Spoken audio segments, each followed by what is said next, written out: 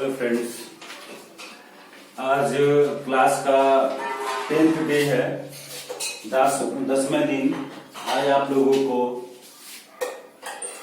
First chapter के business studies के third part के बारे में आज हम आप लोगों को पढ़ाएंगे। थर्ड पार्ट क्या है? वो नेचर है। नेचर के बारे में हम बताएंगे कि नेचर क्या, मैनेजमेंट इज एन आर्ट है या मैनेजमेंट इज अ साइंस है या मैनेजमेंट इज अ प्रोफेशन है। तो ये हम आपको बताएंगे। और नेचर का मतलब होता क्या है, तो इसके बारे में हम आपको पूरे डिटेल में समझाएंगे आपको, कि आपको समझ में आ जाए, फिर आपको दिक्कत नहीं हो, आप आसानी से किसी भी प्रश्न का उत्तर यानी क्वेश्चंस का आंसर आप आसानी से दे सके। तो देखिए, इस वीडियो में नेचर के बारे में पढ़ेंगे। मतलब अब नेचर के बारे में पढ़ेंगे तो नेचर का मतलब भी जानना बहुत जरूरी हो जाता है कि नेचर आखिर है क्या, इसके बारे में हम जानेंगे। तो मैनेजमेंट कौन सा नेचर है, सबसे पहले हमको ये जानना है कि मैनेजमेंट कौन सा नेचर है, उसको समझेंगे हम लोग। उसका नेचर अगर समझ गए मैनेजमेंट के नेचर को, तो उसके बाद में हमको दिक्कत नहीं होगी। इसमें हमारे पास 3 ऑप्शंस आ जाते हैं जो आपके बुक्स में भी दिए हुए हैं। सबसे पहला क्या है कि मैनेजमेंट एक आर्ट है, जो आपको लिखा हुआ है management is an art. Management एक आर्ट है। दूसरा ऑप्शन आपको लिखा है मैनेजमेंट एक साइंस है, मैनेजमेंट इज अ साइंस दिया हुआ है। तीसरा आपको ऑप्शन दिया हुआ है कि मैनेजमेंट एक प्रोफेशन है, मैनेजमेंट इज ए प्रोफेशन। आपको बताया जा रहा है कि आपके बुक में 3 ऑप्शंस दिए हुए हैं, तीनों ऑप्शंस आपको बता दिया गया है। अब वो क्या है इसके बारे में समझना है हमको। सबसे पहले हम लेते हैं मैनेजमेंट इज एन आर्ट। सबसे पहला क्या है? Management is an art. अब इसके बारे में समझाएंगे, इसके मीनिंग को जानेंगे, इसके फीचर्स को जानेंगे, तो हमको समझ में आएगा कि मैनेजमेंट इज एन आर्ट है या नहीं है। हमें पता करना है कि मैनेजमेंट इन तीनों में से क्या है। सबसे पहला चीज, तीनों आपको ऊपर दे दिया गया था। अब तीनों में से पता करेंगे कि ये तीनों में से है क्या, या फिर हो सकता है कि मैनेजमेंट तीनों ही हो, है ना। ये भी हो सकता है कि तीनों जो इसका आंसर दिया हुआ है वो तीनों ही कहीं मैनेजमेंट ही हो, है ना। तो मैनेजमेंट आर्ट भी हो सकता है, साइंस भी हो सकता है, प्रोफेशन भी हो सकता है। यही हमें पता भी लगाना है कि मैनेजमेंट आखिर है क्या। तो सबसे पहले हम मैनेजमेंट इज एन आर्ट के बारे में बात करेंगे। आपको मैनेजमेंट इज एन आर्ट के बारे में हम लोग अब पढ़ेंगे, समझेंगे, उसके बारे में जानकारी लेंगे। देखिए, इसमें हमें क्या करना पड़ेगा, हमें पहले आर्ट को समझना पड़ेगा कि आर्ट क्या है। अब मैनेजमेंट को समझने से पहले हमको आर्ट को समझना होगा कि आखिर आर्ट क्या है, उसके बारे में जानकारी देना होगा। आर्ट के फीचर्स क्या है, अब उसके फीचर्स के बारे में भी जानना है। ठीक है, उसके फीचर्स क्या है। तो अगर हमें आर्ट के फीचर्स का पता लग जाए, आर्ट के बारे में पता लग गया, आर्ट्स होती क्या है, उसी को हम मैनेजमेंट के साथ कंपेयर करेंगे। समझे बात? यानी कि अगर आर्ट की जानकारी हो गई, अब आर्ट की जानकारी हो गई, उसके बारे में पता लग गया, अब उसका काम क्या करेंगे? मैनेजमेंट के साथ कंपेयर करने का काम करेंगे। कंपेयर करने में हम ये फाइंड आउट करेंगे कि क्या जो फीचर्स आर्ट्स में है, क्या वही फीचर्स मैनेजमेंट में भी अवेलेबल है या नहीं है। अगर सेम फीचर मैनेजमेंट में भी है, आर्ट में भी है, तो इसका मतलब हम कह सकते हैं कि मैनेजमेंट एक आर्ट ही है। क्या कह सकते हैं? कि मैनेजमेंट एक आर्ट ही है। लेकिन अगर फीचर्स नहीं है तो इसका मतलब मैनेजमेंट एक आर्ट नहीं है। यहाँ 2 बात आ गई। अगर फीचर्स मैच नहीं कर रहा है तो मैनेजमेंट एक आर्ट नहीं है, हमें समझ में आ जाएगा। तो इसका मतलब सबसे पहले हमको आर्ट्स को अंडरस्टैंड करना होगा कि आर्ट्स होता क्या है, उसके फीचर्स क्या हैं। तो चलिए, सबसे पहले management is an art, art का मीनिंग देख लेते हैं। देखिए, मीनिंग हमारे पास भी दिया हुआ है। तो देखिए कि यहाँ मीनिंग बता रहा है कि art is an application of theoretical knowledge acquired by an individual through study, observation and experience, है ना। यहाँ पे इसका मीनिंग बताया जा रहा है कि art is an application of theoretical knowledge acquired by an individual through study, observation and experience. ये इसका मीनिंग है जो आपको यहाँ पे बताया जा रहा है। देखिए क्या कहते हैं कि आर्ट्स क्या है, तो आर्ट एक एप्लीकेशन है थ्योरेटिकल नॉलेज की। क्या कहा कि आर्ट एक एप्लीकेशन है थ्योरेटिकल नॉलेज की, जो हम स्टडी करते हैं, जो हम पढ़ते हैं, जो अध्ययन करते हैं, ऑब्जर्वेशन करते हैं या एक्सपीरियंस करते हैं।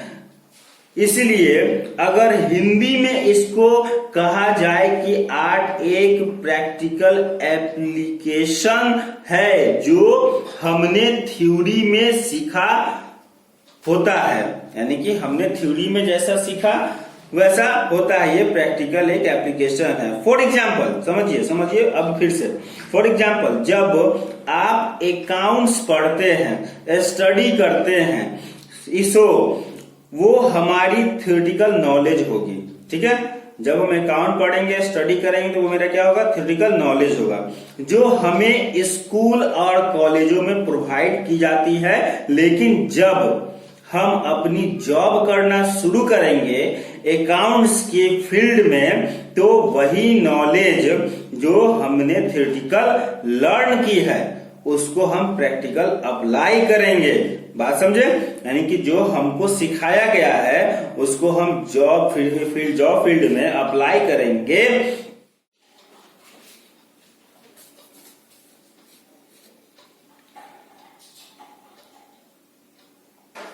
जॉब फील्ड में अप्लाई करेंगे तो वही नॉलेज जो हमने थ्योरेटिकल लर्न की है उसको हम प्रैक्टिकल अप्लाई करेंगे अपनी लाइफ में, उस बिजनेस ऑर्गेनाइजेशन के लिए जहां पर हम काम करेंगे।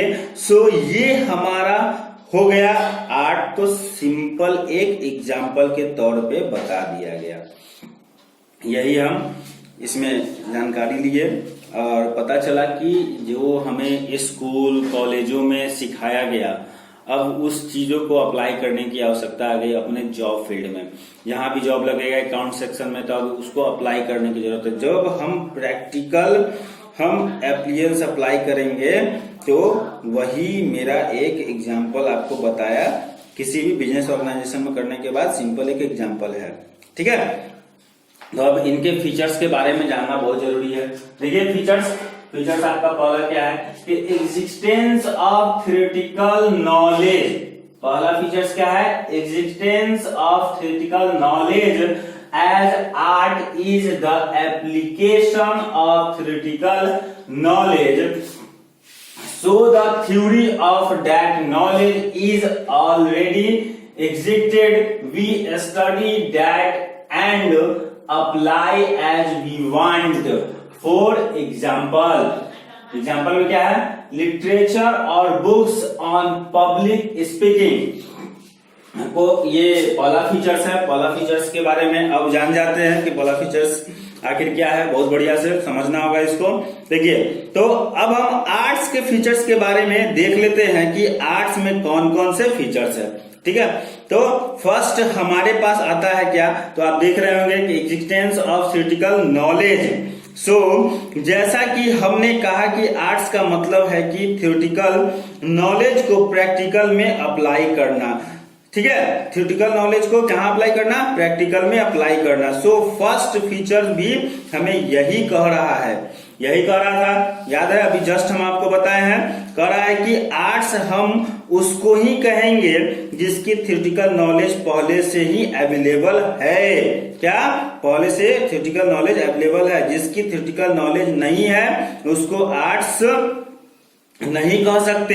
इसलिए मैंने पहले ही कहा कि है कि दो वर्ड के कॉम्बिनेशन से ही आर्ट्स बनता है। क्या, 2 वर्ड के कॉम्बिनेशन से क्या होता है, आर्ट्स बनता है। इसलिए फर्स्ट फीचर आपको इजीली समझ आ गया होगा। पहला फीचर जो बताए थे वो आसानी से आपको समझ में आ गया होगा। अगर थ्योरेटिकल नॉलेज पहले से ही एग्जिस्ट करती है तभी हम उसको आर्ट्स कहेंगे। थ्योरेटिकल नॉलेज किसी भी फॉर्म में हो सकती है, चाहे वो अपनी इंटरनेट से ही क्यों ना उठाई, यानी कि आपने कहीं इंटरनेट से ही क्यों ना उठाई हो, चाहे आपने बुक रीड की हो, यानी कि किताब को आपने पढ़ा हो, चाहे आपने मैगजीन, न्यूज़पेपर या डिफरेंट जर्नल आपने पढ़ी हो, उस थ्योरेटिकल नॉलेज बस थ्योरेटिकल नॉलेज होनी चाहिए, यानी कि आपके पास थ्योरेटिकल नॉलेज की जानकारी होनी चाहिए। ठीक है, अब आते हैं सेकेंड में। फर्स्ट तो आपको समझ में आ गया होगा कि थ्योरेटिकल नॉलेज होना बहुत ही ज्यादा जरूरी होता है। सेकेंड देखिए क्या कह रहा है, सेकेंड फीचर इसका कह रहा है कि personalised application, the application of some theoretical knowledge is different from person to person, so it is personalised. यहां कहने का मतलब क्या आपको है, देखिए कह रहा है कि पर्सनलाइज एप्लीकेशंस का मतलब है कि कोई भी पर्सन अपने थ्योरेटिकल नॉलेज को अपने हिसाब से अप्लाई करता है। बात सही है कि यहाँ पे अगर 4 लोग बैठे हुए हैं, 4 लोगों को अगर हम समझा दिए तो उसमें से सबसे अच्छा कौन समझता है, जो अच्छा समझता है वो अच्छे तरह डिस्क्राइब करता है, जो नहीं समझ पाता है वो डिस्क्राइब अच्छा से नहीं कर पाता है। बात वही है, जैसे एक एग्जांपल भी आपको दे रहे हैं, जैसे उसको बढ़िया लगता है इसलिए पब्लिक जो होता है स्पीकिंग के ऊपर बहुत सारी बुक पब्लिश हुई है। ये जो पब्लिक स्पीकिंग के ऊपर भी किताब बहुत सारी ऐसी दी गई है। फॉर एग्जाम्पल 2 पर्सन ने सेम बुक पढ़ी है, 2 लोग जो है यहाँ पे अभी जस्ट आपको बताया था कि 4 लोग बैठा हुआ है, 4 लोगों को समझाया गया एक ही तरह से, लेकिन उसमें से कोई एक व्यक्ति है जो बहुत ही अच्छा समझा तो उसको डिस्क्राइब भी बहुत अच्छा से करेगा, और बाकी जो है वो जैसे समझे यानी कि थोड़ा मोड़ा समझे तो उस तरह से डिस्क्राइब करेंगे। तो यहाँ पे आपको फॉर एग्जाम्पल आपको दे रहे हैं कि 2 पर्सन यानी कि 2 लोग ने सेम बुक पढ़ी है, एक पर्सन ए है और एक पर्सन बी है, नाम उसका बता दिया कि एक पर्सन ए है और एक पर्सन बी है। इन दोनों ही पर्सन ने एक बुक पढ़ी है, यानी कि एक बुक है उसको स्टडी की, सेम बुक को स्टडी की, लेकिन जब ये ऑडियंस में जाकर अनाउंस करेंगे तो इसका बोलने का वे अलग होगा, यानी कि दोनों का जो बोलने का तरीका होगा वो अलग अलग होगा, यानी कि एक ही तरह से दोनों बोलेंगे, वो दोनों अपने जिस तरह से समझेंगे उसी तरह से उसको डिस्क्राइब करेंगे, लोगों के सामने में अलग अलग होगा। और जब ये अनाउंस करेंगे तो इसका भी बोलने का वे अलग होगा, इसलिए इसको कहते हैं पर्सनलाइज्ड एप्लीकेशन। मतलब चाहे 2 पर्सन ने एक ही बुक को स्टडी किया है, थ्योरी सेम स्टडी की है, लेकिन प्रैक्टिकल एप्लीकेशन उनके बिहेवियर उनके अकॉर्डिंग चेंज हो सकते हैं, वो पर्सनलाइज है ना। जैसे कि आपको जस्ट एग्जांपल में इनका हम बता सकते हैं ये वाला कि यहाँ पे आपको जस्ट इसका जैसे कि लीजिए, इसका बता रहे हैं कि ये बुक है, इसको ए भी पढ़ रहा है और इसको बी भी पढ़ रहा है। अब किताब तो एक ही है, ए भी पढ़ रहा है, बी भी पढ़ रहा है। अब ये दोनों तो सेम बुक पढ़े, लेकिन ये अपने तरीका से डिस्क्राइब करेंगे और ये अपने तरीका से डिस्क्राइब करेंगे। दोनों का डिस्क्राइब करने का तरीका क्या होगा, वो अलग अलग हो सकता है ना, वो एक तरह से डिस्क्राइब नहीं कर सकते हैं। इसका थर्ड फीचर्स क्या है वो देखिए, कह रहा है कि based on practice and creativity. क्या है third feature, based on practice and creativity the application of theoretical knowledge is depend upon the practice of individual, that is how long the person practice it and also depend upon the creativity, new ideas of that person, है ना। ये third point है।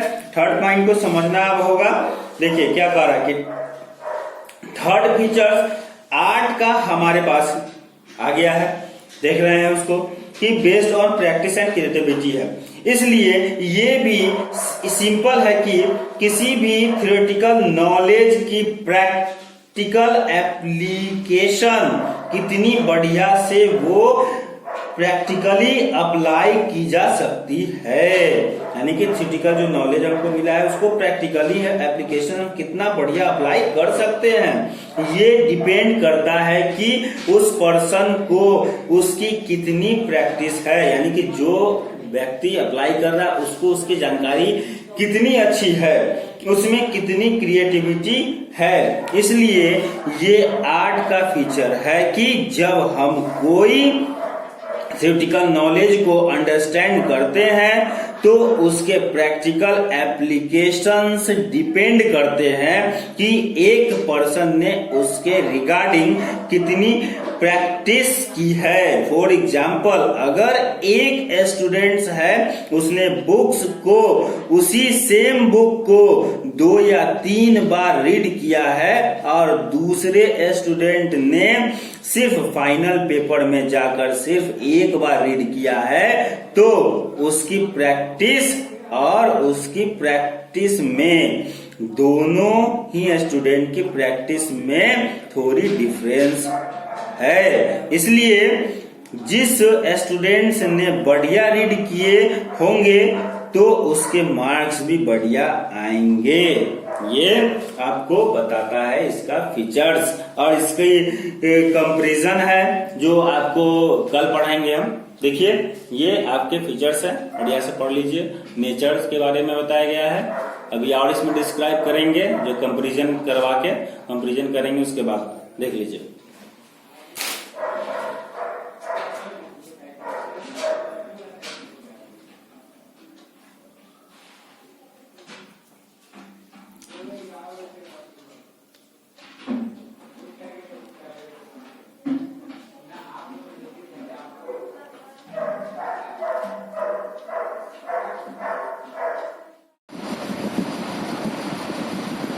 मैंने features के बारे में आप लोगों को बहुत ही अच्छी तरह से बताया है, आप लोगों को समझ में भी आया होगा।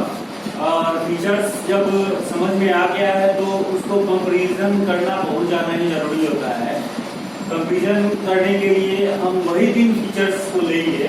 पहला, जैसे आपको कंपेयरिंग में एक्सिस्टेंस ऑफ थ्योरेटिकल नॉलेज, वो मैंने फीचर्स में बताया था, लेकिन कंपैरिजन करना है क्या ये उसके तुलना में बराबर है या नहीं है, ये हो सकता है या नहीं हो सकता है, उसके बारे में हम लोग जानेंगे। सेकेंड इसका है पर्सनलाइज्ड एप्लीकेशन, और इसका है based on practice and creativity.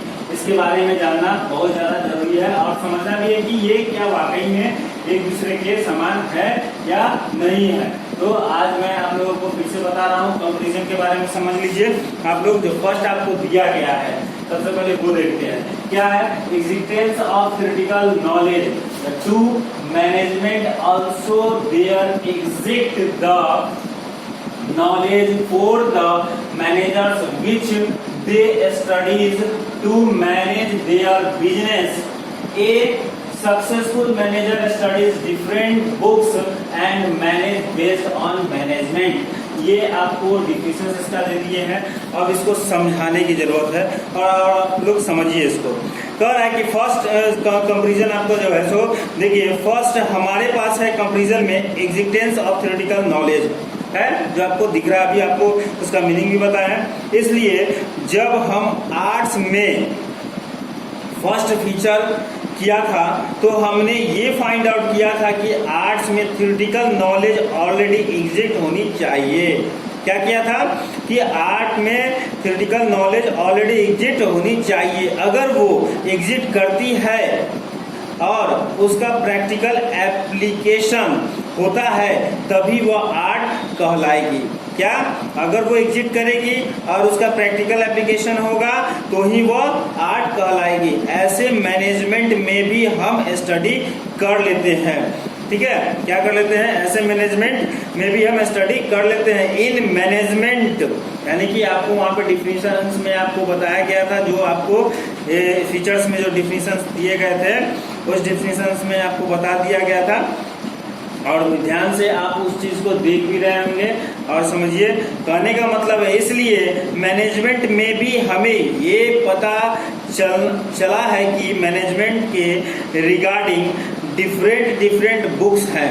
Management के रिगार्डिंग क्या है, अलग अलग तरह के किताबें हैं, और उन बुक्स को स्टडी करते हुए मैनेजर अपने बिजनेस को मैनेज करना सीखता है। कौन सीखता है, तो मैनेजर सीखता है। किस चीज को मैनेज करने के लिए, तो बिजनेस को मैनेज करने के लिए। इसलिए इसका मतलब मैनेजमेंट के लिए भी ऑलरेडी एग्जिस्टेंस होती है थ्योरेटिकल नॉलेज जो है मैनेजमेंट के लिए भी ऑलरेडी एग्जिस्टेंट होती है। एग्जाम्पल के तौर पर हम कह सकते हैं, जो बुक्स आपको अब स्टडी करने के लिए दी गई है बिजनेस स्टडीज की, वो आप इसलिए स्टडी कर रहे हैं कि आगे जाके आप अपने बिजनेस को मैनेज कर सके।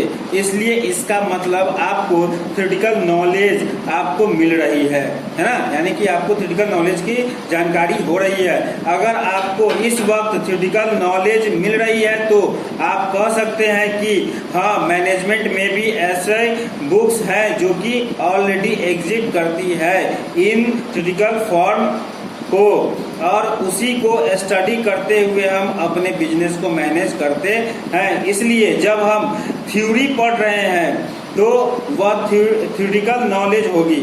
अगर थ्योरी पढ़ रहे हैं तो वह थ्योरेटिकल नॉलेज होगी। आने वाले समय में हम अपने बिजनेस को मैनेज करेंगे। आने वाले समय में हम अपने बिजनेस को मैनेज करेंगे। आपको पता है कि आगे जो समय आएगा उसमें क्या करना होगा, बिजनेस को मैनेज करने का काम करेगा, तो वह प्रैक्टिकल एप्लीकेशन हो जाएगी। क्या कहा हो जाएगा, प्रैक्टिकल एप्लीकेशन हो जाएगी। तो इसका मतलब मैनेजमेंट एक आर्ट है, क्योंकि मैनेजमेंट में भी बुक्स एग्जिस्ट करती है जिसको मैनेजर स्टडी करते हैं। क्या करती है, बुक एग्जिस्ट करती है जिसको मैनेजर स्टडी करते हैं। इसलिए इसमें कहा गया है कि एक सक्सेसफुल मैनेजर है जो वह डिफरेंट बुक्स और मैगजीन को स्टडी करता है। क्या करता है, डिफरेंट बुक्स और मैगजीन को स्टडी करता है, और उसको स्टडी करते हुए वह अपने बिजनेस को मैनेज करता है। बुक्स को स्टडी किया, करने के बाद क्या किया, बिजनेस को मैनेज करने का काम शुरू कर दिया। इसलिए ये हमारे पास फर्स्ट कंपैरिजन आपको मैंने बता दिया। अब इसके बाद मेरे पास सेकंड कंपैरिजन है। सेकंड कंपैरिजन क्या है मेरे पास, तो देखिए सेकंड है पर्सनलाइज एप्लीकेशन। अब इसके बारे में, इस कंपैरिजन के बारे में भी जानेंगे कि क्या वाकई में ये है या नहीं है। तो सेकंड पॉइंट था हमारे पास में पर्सनलाइज एप्लीकेशन। इसलिए आर्ट्स में हमने कहा था कि एक पर्सन का प्रैक्टिकल एप्लीकेशन दूसरे पर्सन से डिफरेंट हो सकता है। क्या कहा था कि दूसरे पर्सन से डिफरेंट हो सकता है। आर्ट एक ऐसी चीज है जो पर्सन टू पर्सन डिफर करती है, यानी कि व्यक्तिगत रूप से क्या होता है कि पर्सन बाय पर्सन वो अलग अलग डिफर करने लगता है। वैसे ही हम मैनेजमेंट में भी कह सकते हैं, क्योंकि एक बिजनेस ऑर्गेनाइजेशन का मैनेजर और दूसरे बिजनेस ऑर्गेनाइजेशन का मैनेजर डिफरेंट वे से मैनेजमेंट करता है, विभिन्न रूपों से वो मैनेजमेंट करता है, अलग अलग तरीकों से। इसलिए अगर एक मैनेजर की थिंकिंग दूसरे मैनेजर की थिंकिंग से डिफरेंट है सेम सिचुएशन में तो इसका मतलब हम कह सकते हैं कि एक मैनेजर अपने वे से बिजनेस को मैनेज करेगा और दूसरा मैनेजर अपने वे से किसी बिजनेस को मैनेज करेगा। इसलिए अगर सेम सिचुएशन में दो डिफरेंट मैनेजर की दो डिफरेंट व्यू पॉइंट हो सकते हैं, मतलब कि दो मैनेजर है तो दोनों अलग अलग तरीका का यूज करें, क्योंकि सेम थिंकिंग वो नहीं रख सकता, इसलिए अलग अलग डिफरेंट हो सकता है। तो इसका मतलब व्यू पॉइंट हो सकते हैं, तो उनकी प्रैक्टिकल एप्लीकेशन डिफरेंट हो सकती है। तो इसका मतलब मैनेजमेंट भी एक पर्सनलाइज एप्लीकेशन है। इसका मतलब जो आर्ट का फीचर था पर्सनलाइज एप्लीकेशन का, वही फीचर मैनेजमेंट में भी अवेलेबल है। इसलिए इसका मतलब हम सेकेंड पॉइंट में भी कह सकते हैं कि मैनेजमेंट भी एक आर्ट है। इसलिए 2 पॉइंट हमने सेटिस्फाइड कर दिए। आपको दोनों पॉइंट को सेटिस्फाइड हमने कर दिया, पहला पॉइंट को भी कर दिया, दूसरे पॉइंट को भी हमने कर दिया।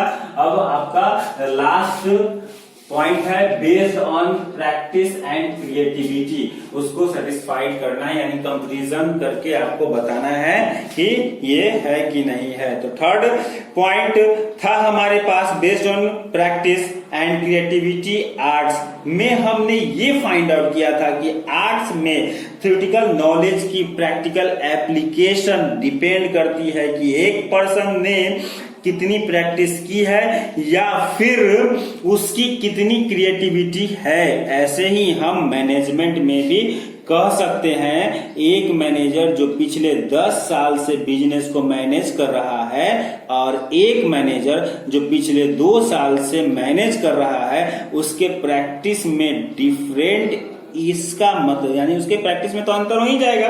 तो इसका मतलब एक मैनेजर ज्यादा इफिशिएंट होगा, यानी कि वो ज्यादा इफिशिएंट होगा, उसको ज्यादा नॉलेज होगी, और वही दूसरा मैनेजर जो सिर्फ 2 सालों के लिए ही बिजनेस को मैनेज कर रहा है, उसके पास उतना एक्सपीरियंस नहीं है, उसने उतना प्रैक्टिस नहीं की, तो उसको मैनेज करने का ज्यादा नॉलेज नहीं है।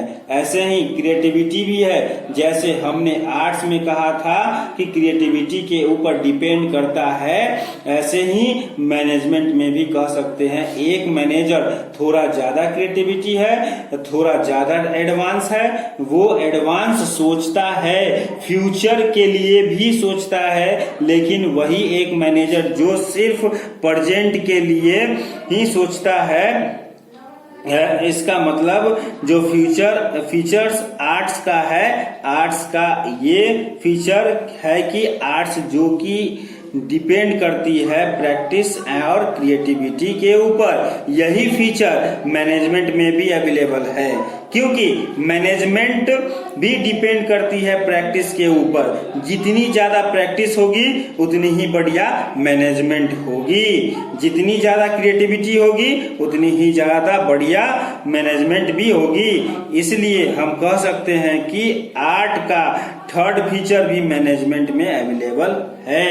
इसलिए दोनों में हमने यस लिख दिया था कि ये दोनों फीचर भी इसमें अवेलेबल है, और कंपैरिजन मेरा कंप्लीट हो गया। मैंने कंपैरिजन करके आपको बता दिया कि कंपैरिजन में तीनों सक्सेसफुल है, तीनों में यस की हाँ ये है।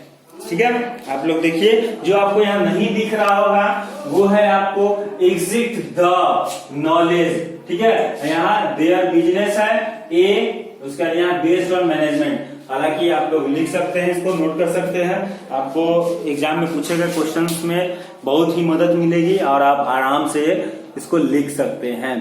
तो कंपैरिजन भी मेरा कंप्लीट हो गया।